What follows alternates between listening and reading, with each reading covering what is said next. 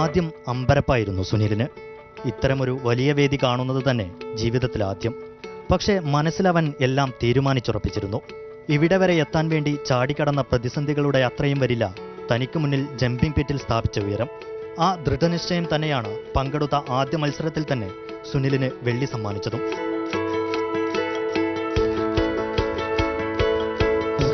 അടുത്ത വർഷം എനിക്ക് സ്വർണ്ണമാണ് എന്നാണ് പ്രതീക്ഷ. അട്ടപ്പാടി തടിക്കുന്ന് കോളനിയിലെ മാണിക്കന്റെയും ശോഭയുടെയും 5 മക്കളിൽ രണ്ടാമത്തെയാളാണ് സുനിൽ. മലമ്പുഴ ആശ്രാമം റെസിഡൻഷ്യൽ സ്കൂളിലെ 8ാം ക്ലാസ് വിദ്യാർത്ഥി. ഇതാദ്യമായാണ് ആദിവാസി കുട്ടികൾ പഠിക്കുന്ന ഈ സ്കൂളിന് സംസ്ഥാന തലത്തിൽ മെഡൽ ലഭിക്കുന്നത്.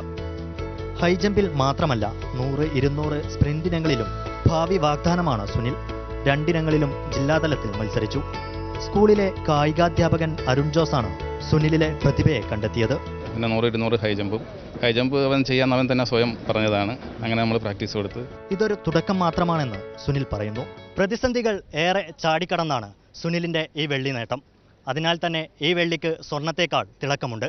ക്യാമറാമാൻ അമലിനൊപ്പം ഫൈസൽ, മാതൃഭൂമി ന്യൂസ്.